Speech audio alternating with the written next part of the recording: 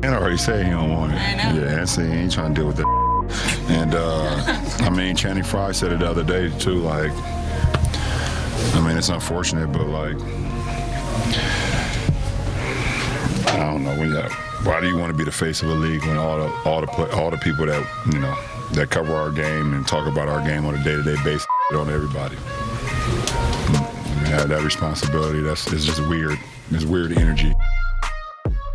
I appreciate you for clicking that link. Go ahead and hit that subscribe button, hit that bell, and let's get into it. Sports Illustrated article came out today, and it talked about how LeBron James doubled down on face of the league comments and long social media posts.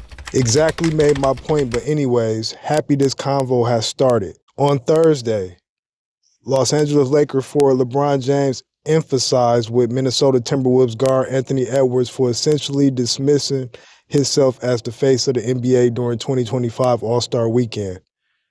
Asked during media day if he sees himself as the future face of the league, Edwards quickly replied, "No, not really, because that's why they got Victor Wembanyama for."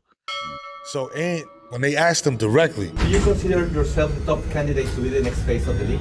He was like, yo, that's what y'all got Wemby for. I'm out. No, not really. That's what they got Wemby for. How do we feel about that? You ain't got no choice but to be who you work to be. But you can't run from that. Wemby can't be the face of the NBA. Because he's not from Because America. this is our sport, nigga. Yeah. This is our shit. He can't be the face. Luka can't be the face. Giannis can't be the face. Shea can't be the face. Ant, nigga. Let's go viral right there, nigga. man.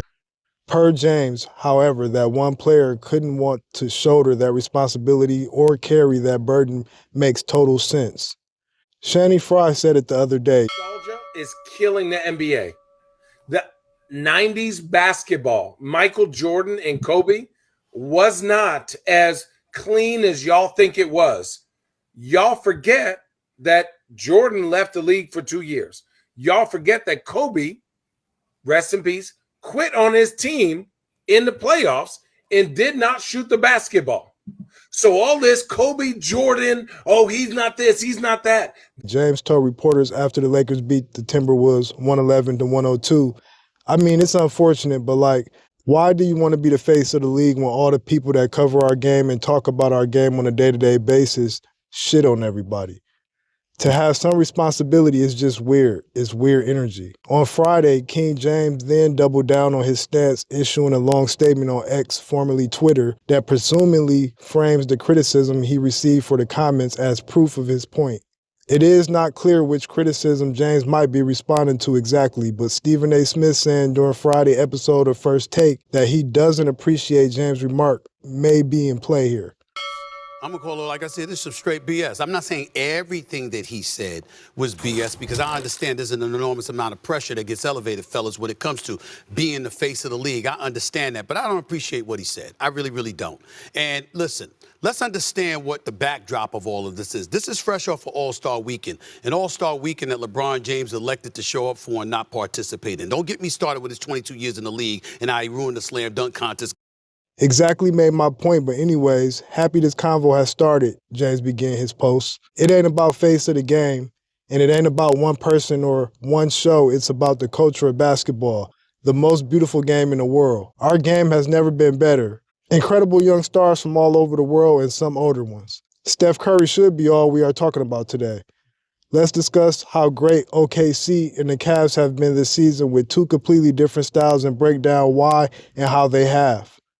Of course, if players don't perform, we need to discuss that too and break that down. He added, "This ain't about me either. At this point, I don't really care what's said about me.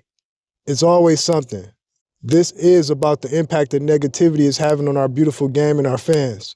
I know I speak for a lot of players and more importantly, a hell of a lot of great fans that truly love and celebrate this sport around the world. In essence, it seems James just wants to see the NBA covered differently, with more focus on the positive aspects of someone's game rather than the negative.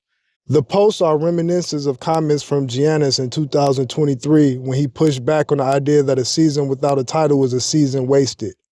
Do you view this season as a failure? Oh my God. Okay, because I'm not that up. You asked me the same question last year, Eric. Okay, Do you get the promotion every year on your job? No, right? So every year you work is a failure. Yes or no? No. Every year you work towards something, towards a goal.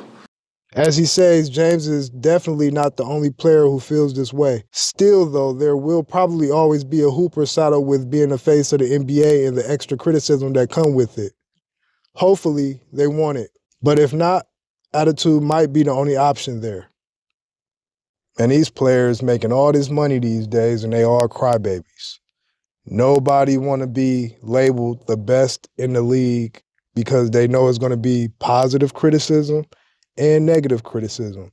And the players these days are so soft, they can't take the negative criticism.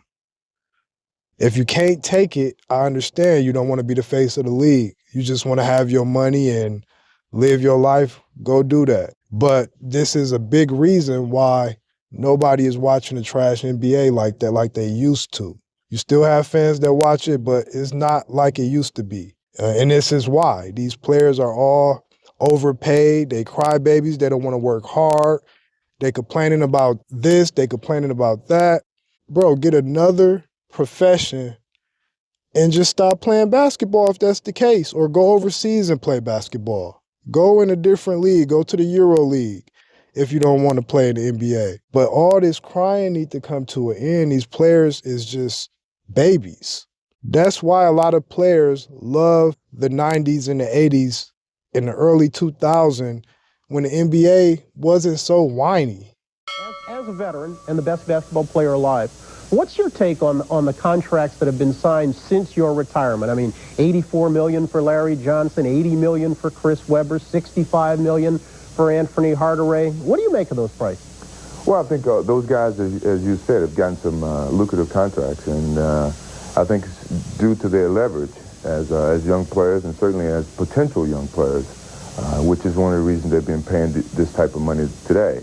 A lot of the veteran players are going to have some jealousies and probably some, some upset attitudes, but those guys had the leverage and they utilized it, and if we had it, we would have done the same thing. But I think you have to be very careful that the jealousies doesn't lead to bad exposure of basketball. Basketball is still the game, and you should love the game for the game and not really worry about the financial part of it. It's going to take care of itself. So hopefully the big contracts don't take away for the love of the game and the way the fans perceive it. Kobe went through a whole lot of backlash when he was the face of the league. They called him a ball hog. They said that he's a stubborn brat. They said that none of his teammates like him. And what Kobe do? He worked harder than everybody in the league, worked more and more every day, and then started winning championships without Shaq. LeBron James, all he do is cry, and he's a big contributor to why the criticism is ramped up. I mean, since you've been in the league, you got into it with every head coach you had. You got into it with every general manager you had, teaming up with two other superstars in your draft class that was dominating the league by themselves on their respective team at that time. And Channing Frye, he just need to quit it. He just sound like a crybaby altogether. Take some notes for Jordan, man. He got criticized too, gambling. He's hard to deal with. He's always pushing players to the point where he done punched Steve Kerr in the eye. And yet, what'd he do? He's 6 for 6 in the finals, worked harder than everybody. Didn't complain about people talking about him. If he did get tired of people talking about him, he retired, took a break. He didn't come over here crying, oh man, they talking, saying that I only scored like average 8 points in the finals against the Dallas Mavericks. Okay, well, stop calling yourself the king. If you're gonna call yourself the king, act like a king. But let me know in the comment section what you think about LeBron James' comments about nobody wanting to be the face of the league. Seemed to me, since you're on your way out the league, you don't want these other players to get that shine. But it's your boy Dizzle, I'm out. Peace.